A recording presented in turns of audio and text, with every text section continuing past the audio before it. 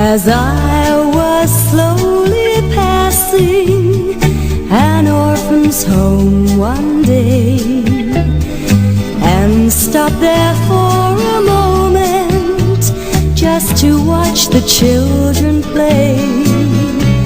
Alone a boy was standing, and when I asked him why, he turned with eyes that could not see, and he began to cry.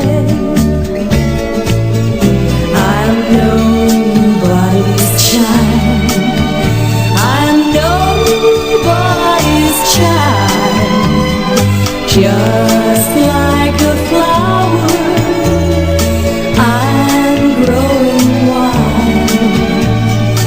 No mama's kisses and no daddy's smile.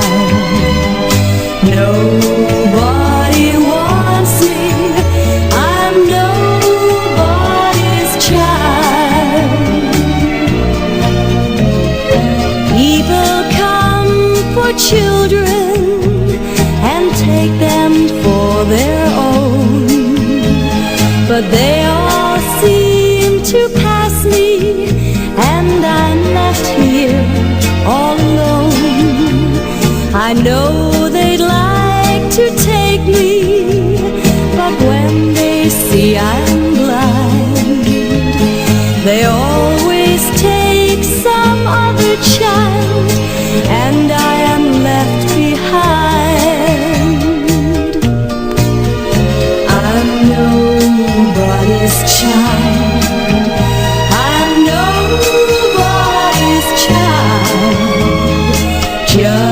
Just like a flower, I'm growing wild.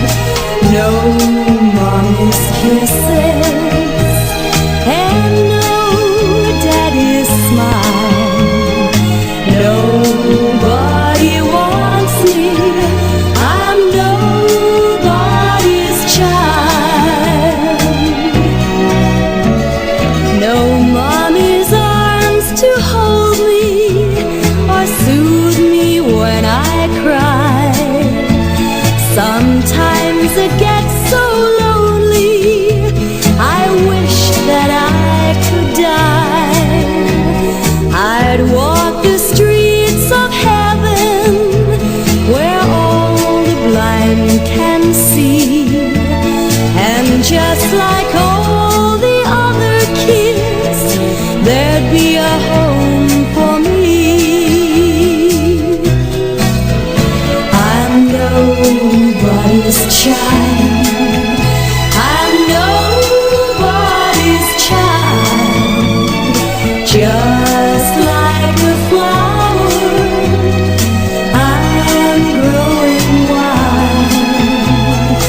No mommy's kisses and no daddy's smile. Nobody wants me, I'm nobody's child. Nobody wants me, I'm nobody's child.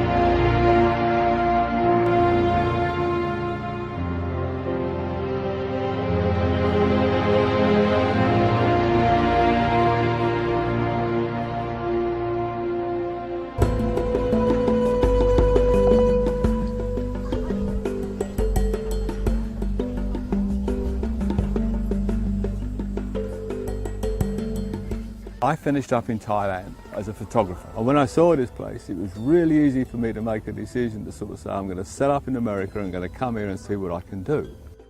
So they're trying to clear a part. That used to be a road there, it's gone now. And they're trying to clear enough space here and push all this back far enough to bring all this other stuff in. So I'm guessing there's a plan here, we just don't know what it is.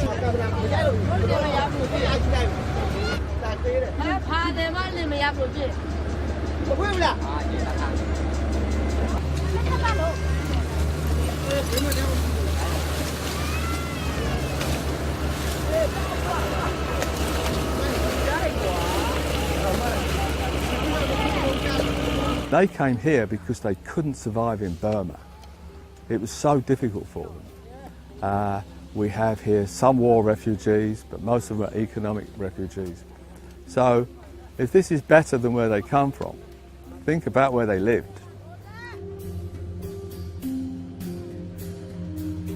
I was in a very privileged position where I'm retired. I have a little bit of my own money to one side, also still independent. And as we get older, we could go golf or play bowling, but there's so much more you can do. So, start of my day is I go and get breakfast with my friend Dave, and then I always have a shopping list of some kind. So it could be torches or batteries, knives, different types of medicine, special food for some of the elderly that are struggling, or fruit. So I'll spend as much of the morning shopping, and I actually hate shopping.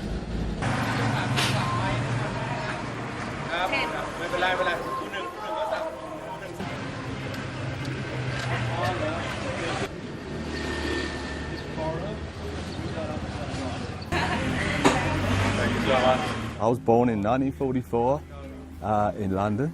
The war was still going at that time, and it was a tough time in England.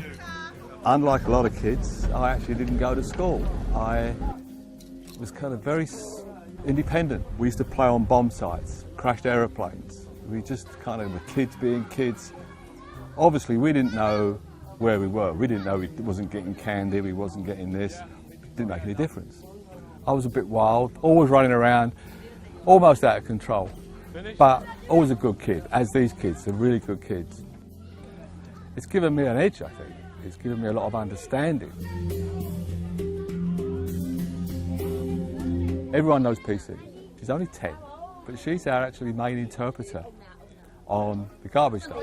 Monday, 100. There's 400 people live here. She knows everyone. What we've done here, any services we need or anything we need to create, we're now doing it with inside the garbage dump with the people that live here. We sit down with the head man, PC's mum, and we talk. We don't say you need this. We have to listen to what they feel they need. In a ration for people, she is willingly to help. Okay, she can be boss. She can take control. We have 2 community centres now. The community centres are so important because before we had that, there wasn't any central place. We have a kitchen here. A short while ago we had a bad flood. The kitchen could create 200 meals a day. It only had to do it for a few days, but it was really important to the people that had no food. We work with the community, we've made a difference. The first 2 years, babies were sick, everyone was sick. They had no clean drinking water. So I put in a big tank, 2,000 litre tank of fresh water. We now have 6. Sickness went away. But wherever there's an action, there's a reaction. 6 water tanks at 2,000 litres a time have to be filled every week. It's constant. You can't put water in one day and take it away the next. No water. Let's find out what's going on. The other people from the side also, because they are not get water, so they just come here and get water. Okay. In Mae Sot in the area here, we have about 100,000 refugees from Burma. And they're in refugee camps, and some have been there for 20 years. What I really admire and love about these people is they work. They're earning money. They can't always earn enough, and it's a difficult life, but they are working. These are the tools they use for scavenging through, and the tips break and they get blunt, and so it's difficult to get the stuff out, so I help out with these knives. A lot of people don't realise that these people work all through the night because the garbage comes in all through the night, and if you want the best pickings, you better get up and get out there.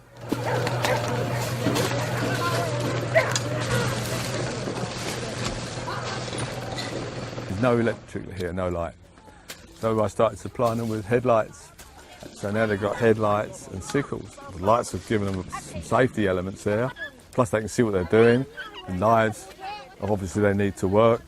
Put a pair of boots on. It means they're safer and they can earn more money. The real hope would be to help the recycling centres improve and turn it into a recycle centre like we see in other parts of the world. People wear overalls, they have gloves, they have toilets. We've got no toilets here. They have the water, they have regular meals. It's a job all over the world. America, it's a great job. Here, it's scavenging.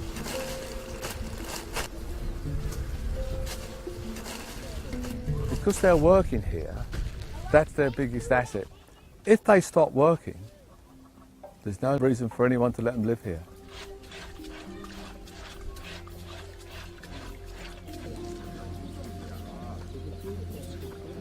This little baby, less than 3 months ago, maybe 2 months ago, nearly died of malnutrition. The mother had a problem with breast milk, and the baby was so skinny, the leg was like your finger, as thick as your finger.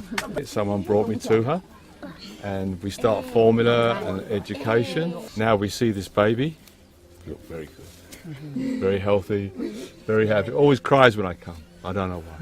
But the problem I have is that I have to make sure we get formula constantly. It's not a lot of money, it's around about maybe $15 a month to make sure this baby lives. And we have 4 babies we take care of.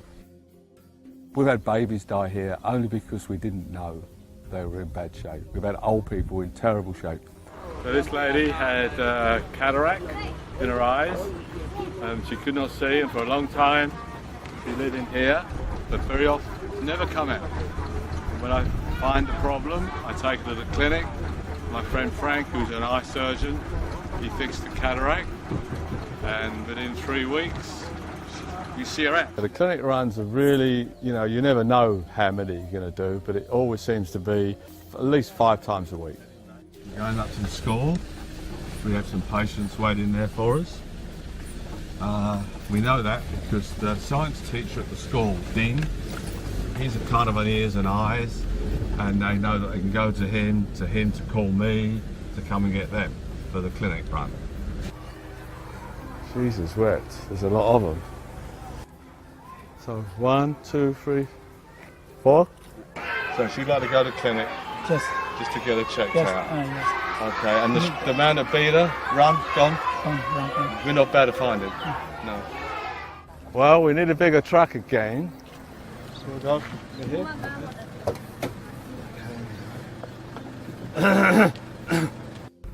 So we've got an ear infection, a finger infection, a lady that's been quite badly beaten up, and a couple I'm not sure of. So we're now driving to the clinic. We drop off the patients, and then when they're ready, we bring them back. Okay, you know where to go? Over there? Over there? You know where to go? I'm just going to take them over there and give them a card. Now, let me give you a card as well, so you have one. There you are. Okay, thank you so much. Okay, I won't be long, I'll come back. When I first come here, there were so many really serious medical issues. So I guess the upside is it's something that was very much needed. and so we're filling that gap. So we're just heading back from the clinic, then we're going to be delivering out bags of rice. Every Friday for sure, we do, at the moment we're up to 35 handouts of rice, which is a fairly large bag of rice, fish, noodles, and that's for the elderly and the ones that are in the most trouble. You've got to understand the situation they're in so that you can fit yourself in. You've got to be a little bit of a part of the community, accepted, be understood, and paying attention, looking, watching. Okay, we're going to go. We've got a truck full of kids. Okay, rồi fine. Okay. I'm going backwards and all these dogs, these kids, there's stuff everywhere.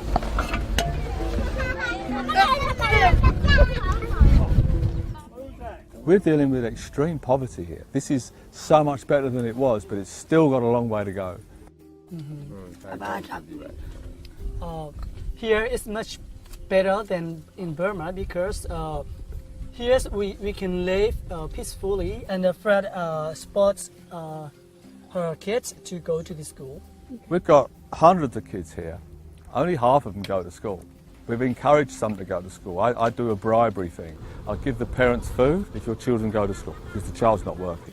And they work from a very young age. If they're not there, eventually they'll finish up working on the garbage dump.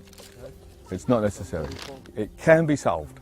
The name of our school is Cambridge School. There are 137 students.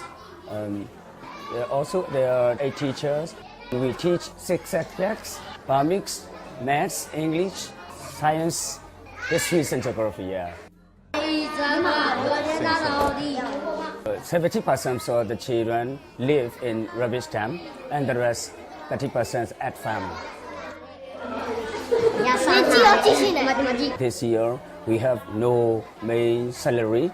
Some teacher doesn't get money, but they stay and teach right now. So tell me, how much is the salary per month? Between 3,500 and 4,000. Around about $230 a month. That's what we're talking about.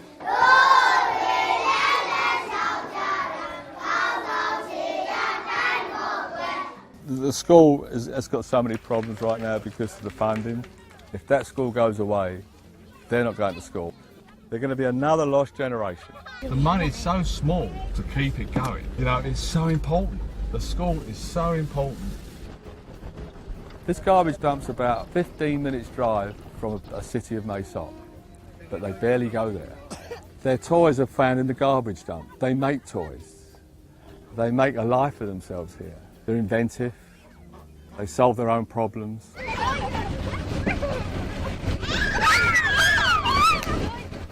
So what's happened is they've become like a subculture.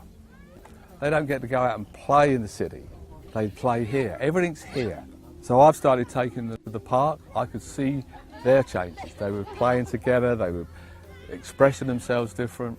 Today's a special event day where we're taking PC's mum shopping to get some stuff for the shop, but we're also taking some of the kids to what they call the flower park. It's a great little park, it's a science park. So we take them there, it's very safe for them, and they go nuts. I mean, it's a big deal, you know, they get dressed up, they look wonderful.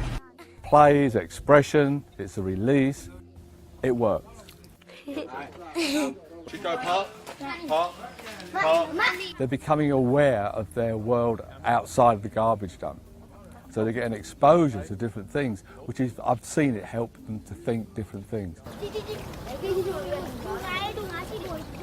The park's been a wonderful experience. There's no green grass here.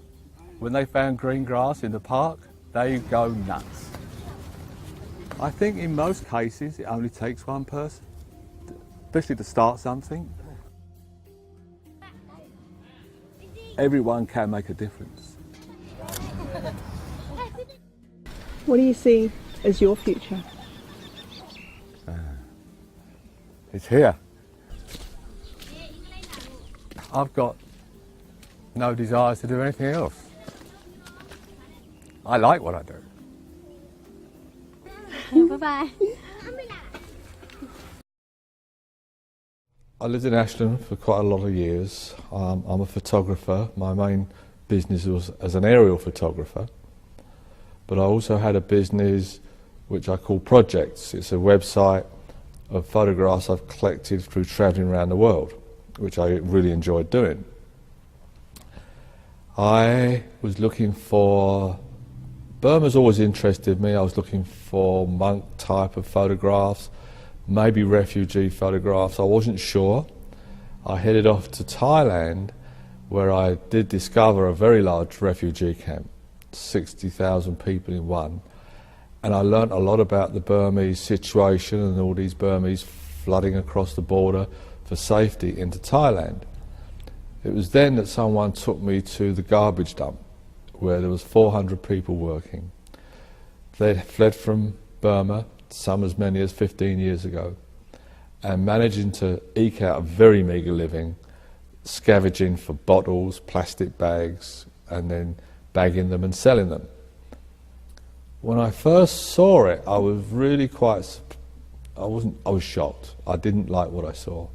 I didn't like seeing children looking the way they did, and I really didn't like seeing children eating food out of a garbage dump. I actually felt somewhat ashamed that I was here to take photographs of this, and then I'm going to pack my bag and go. It didn't fit. It wasn't right. And I think this probably happens with other people in life. Sometimes you've got to stop. Or maybe you should stop saying, they should fix this, or they should do something about this. Well, I guess I was they. It was not a difficult decision. I came back to Thailand, back to Ashland, and just sold everything. Put everything in a bag, and went back with the intention of trying to make a difference. Well, this is the tough part. You know, we all at some time have ventured into projects, maybe we all have. Well, if we start, maybe we'll work it out. And that's really what it was. You know, you're looking at 400 people in very bad shape. So what are you going to do, this one person? And I looked at it, and I spent time going there every day, working it out, and then trying to find, well, what can I do, not just practically, but financially? How do you make a difference? And the first thing I came up with was rubber boots. They had no footwear. The weather's appalling, it's raining, you can imagine in the garbage what's in there, you know. So I started supplying rubber boots, and that made a difference. The problem was I could only supply them 10 pairs at a time, because I borrowed a small motorbike, and that's all I could get on this little bike. So then the realisation of, I pull up, I'm surrounded by 100 people, and I've got 10 pairs of boots. So 10 people are looking good. I've now got 90 people that are really quite disappointed. They need some help. So I just found myself going backwards and forwards on my little motorbike, supplying boots. And that was the first positive thing that I did, and got me really started on this. Yeah, so as this time went by, you know, in the first year, you really become aware that there's a lot of skin diseases, infections, and I'm not a doctor. Cuts that get really infected. I found a little girl that had intestinal TB. I managed to get her into a hospital, and she lived. It took 6 months, but she survived. But while I was getting involved with that, I was also getting involved with doctors and realising that they're a source for me. So I spent time talking with doctors, they getting their help. And there was a period when I met a few medics. Some were English, I think some were Australian. And they really turned to for me. They said, you know, we'll set up a program for you. And there's an old building there, pretty ramshackled. And they put together a medical program. There was as many as, there's 10 or 12 people, if I remember right. They made care packages, which included rice, hygiene, etc. And then I got everyone together in the building, and they weighed all the children, I made the cards for them, they filled them out, and we had a program going. Unfortunately, we can't maintain it. We did it once at that level. But everybody got something.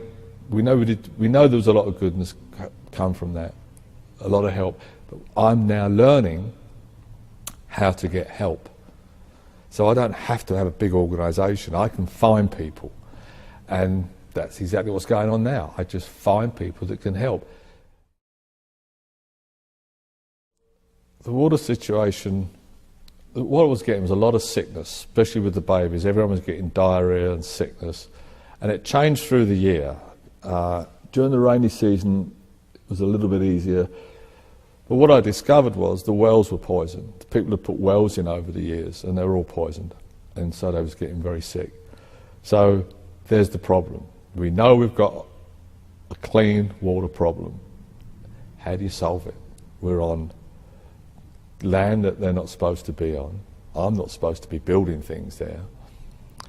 I tried running bottles in and containers, small containers. It couldn't be done. It was undoable. You'd have to be doing it full time. But I came across these tanks. They're 500-gallon tanks you can buy. They're not that expensive. So I can put a tank in. But now, how do I get the water? Where do I get it from? How do I get it filled? And you're also working in a country that you don't speak the language. You can't understand the language. You can't speak to anyone. So you've got another set of problems. But anyway, it turns out in Mae Sot, where I live, that people don't drink the tap water. Most of it's delivered through trucks. So I talked to a guy that's done this sort of work, and he said he'll supply it. It's expensive. We've now got 5 water tanks, and he's actually running backwards and forwards keeping these tanks filled. But what happened was, as soon as the first tank went in, the sickness and diarrhoeas went away. We solved a problem. Well, the housing was very miserable. I got photographs of them. It was plastic sheets, whatever they could find, bits of bamboo. At one time, they was actually living on top of the garbage until one of the houses blew up thanks to the methane gas. So one of the things we're also doing is guiding them away from obvious dangers, obvious to us. The rainy season comes along, everybody's wet. The kids, everyone, you'll spend 3 to 4 months of the year soaking wet. I wanted to solve the housing problem. We didn't have the finances, but they're not that expensive. And about 15 minutes, 20 minutes from where the dump is where they actually put these thatched type of roofs together. So I knew I could afford some. I put a deal to the people that live there. If they'll work together, I'll go and get the materials in my truck, but they've got to work together to build everyone's roof, because you've got elderly that couldn't do it, you've got pregnant women, you've got people that just don't know how to do it. So that was the deal. The deal was, we'll go and get it, I'll supply the stuff, but you've all got to work together, which is something that wasn't happening before. It was poverty is a pretty miserable thing, and it was difficult for them to work together. They do now. So we've now got roofs on houses, the kids are dry during the rainy season, and what's happened, the whole thing is lifting up now. They're feeling better, there's more hope there. We've got fresh water, we've got better housing, and we've got better medical. Well, it's a Burmese, typical type of Burmese structure, bamboo and the leaves. It's actually got quite a solid roof on it. And it's quite large. And it's what I'm going to turn into it's one building serving everything. For entertainment, clinic, a place where when people get sick they can recover. It's going to have every use possible. It's got toilet. There's no toilets where I am. This is the only place for the toilet. It's got water, it's got a water tank in it, and it's got a shower unit. So I can stay there as much as I like when I'm needed to. And it's going to be a place where people can learn. and go to. But until the first building I got, which was quite a cheap building, there was no community centre. It was like there was nothing. It's got electricity. So on the first building I put in a television and a DVD player. That place is packed continually. It's a meeting place. It's where people can find me, where they can meet one another, they can watch TV, there's a place where they can cook. It's made a huge difference, not just to morale, but it's given a purpose place. You know, it's so important. And if you saw it, it's just a scruffy old building. It's probably the most important building in the area. It was very difficult at first, because obviously there's a communications problems with the language. There's a distrust now of foreigners that come in and what they're going to do, and they're going to change this and do that. They make promises and they leave. It's called broken promises, which causes so much problem because they don't trust anyone. Why should they? It was 2 years before I started to break through that. Now 5 years on, we've got total trust. We're friends. So the answer to the question is, where they wouldn't have come to me with their individual problems, they do now. Or they'll take me to someone who's in big trouble, especially the kids. There's an old lady I left just before I left to come back to the States. She was in a terrible state. I managed to get her fixed up with somewhere to live until I get back. And then when I get back, and I'll work out what to do to help her out. So without that communication, you're guessing. You know, don't take candy, which some people think, the kids love me so much, you're giving them candy. What do you expect? You know, so they don't have a communication. When I do take things in all the time is oranges, fruit, and toothbrushes and toothpaste. But the real trick is communications. They know I'm there to help. They'll tell me what they need. That's a difficult one. People have tried over the years, small groups have gone in there and they've got some of the girls into the sweatshops operating machines. The problem here with these people is their only skill is scavenging now in a garbage dump. And also when people outside the factories where they took these girls and so on, they actually look down on them. They're a little bit offset from the rest of society. So I knew they wouldn't work. You cannot take them out of the garbage dump and put them in a shop or a factory. They've got no skills anyway. So I had to come up with something where they could operate inside the garbage dump and learn skills. I was lucky enough to purchase a small hut. I call it a community centre. 5 girls now work in there. They've learned how to do accounting, they cook for others, they do the small shop selling little snacks. And so now they're learning skills to work in a shop and some accounting. As time goes on, they will be able to take them somewhere with them. And that's the plan now, is to give them opportunities to learn things inside the dump. We're teaching some of the kids music. Who knows what's going to happen there? You know, we might have a bunch of rock stars for all I know. So you're always trying to find ways to operate within the environment you're in. They're in a hard place there because they've had to escape basically from Burma. We're right on the border of Burma. So they just set up and started scavenging to try and make some money. They can't go back and they can't go forward. And there's children being born here as well. And one of the things I have to do is make sure they get registered, because if they're not registered, they're really in a hard place. Who are they? Where do they come from? Managed to get some of my ID cards, but technically they're totally illegal. The upside of that is the fact that they're working. They're not refugees, they're working. And Thai people are buying what they are collecting. So there's a money chain. When people make money in Thailand, don't mess with it. So that's a little bit of leverage for them. We are working on getting them better documentation. At this time we've got some of them partial documentation, which means they can stay on the garbage dump, but they can't go to town, they can't go there, they can't go anywhere. And that's where the truck and what I do is really important. I take them to the market, I take them to the clinic. If they're in my truck and with me, that's their security. If they're out on their own, they're so vulnerable. So this truck really does a lot. It's everything. This is a truck just like the building. It's got multiple roles. It's a bit of a problem to keep it maintained. It gets a real beat in the truck. It's a Ford Ranger, and it will carry as many as 40 people.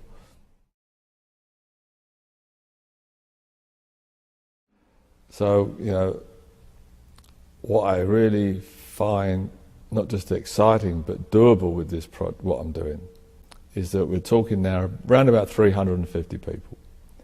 We've got millions of people fleeing from Syria. I don't know what you do with that. You've got refugee camps everywhere. There's so many people that for an individual it would be difficult. But with 350 people, you can put your arms around this.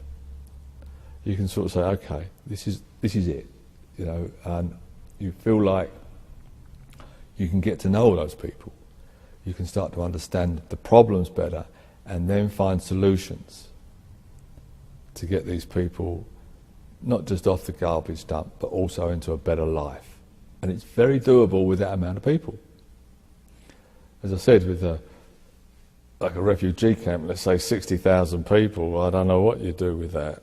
I'm not saying it's not, I haven't given it a lot of thought. I'm sure if you thought about it, you could do something. It's just like anything else. You've got to start somewhere. And then as you start, then you see the problems, you create the solutions. That's what life is. Well, I think an individual, it seems to my experience so far, can do a lot more than some of these very bureaucratic agencies that claim to do things. It depends how you look at life. You look at the globe. We all live on this one piece of rock, and we're certainly not taking very good care of it. Do we rely on agencies or governments to fix it? I don't think that's going to work. It relies on individuals. And I think in poverty is a huge problem. It puts birth control out of control. We've got a huge problem with overpopulation. With poverty often comes crime. You've got the drug problem and what people do in poverty to get anything. Is this our problem?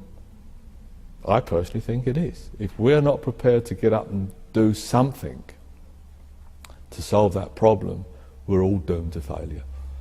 Because agencies struggle to do it. They've lost their direction.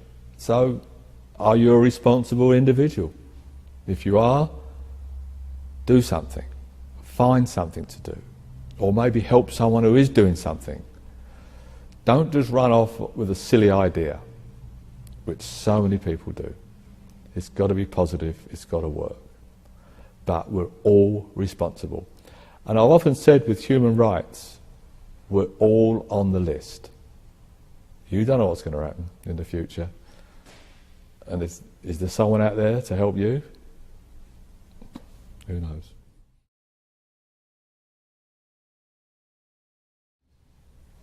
Well, the finances are always a problem. The first year I did it myself. I managed to finance it through my own money.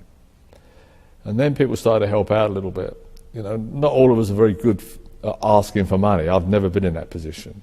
And almost like, can you give me some money? It doesn't even sound right. But I started finding people. What I would do is I'd sort of take them with me. I got a truck. I'd take them with me to the garbage dump and show them what's going on. And then I'd say, you know, can you help? Some people would offer money. Some people would offer services. But when people offered me money, I would say, okay, why don't you come with me to the market? We'll buy the produce, we'll buy what we need, and then come back with me and you can help distribute it. part of that was to get people involved, you know, showing them that they can do something. Sending money is one thing, but getting your hands on it is another thing. And those people, I hope, remember what they did and got involved. Right now we're 5 years into this and we're trying different ways of fundraising. Thanks again to people just took the same attitude as I did. You know what, we can do something. A wonderful lady, Eileen, set up a non-profit for us. Barbara runs a kind of an office system. My good friend Ron Rezick runs as treasurer and ideas man. So we've progressed from absolutely nothing to a very small organisation that can actually do a lot of big things. If you're a medical person, I'll always take medical help. But it's like everything else. Right now, for me, it comes back to money. Not a huge amount of money. Everything I need is 15 minutes away from where these people are stuck.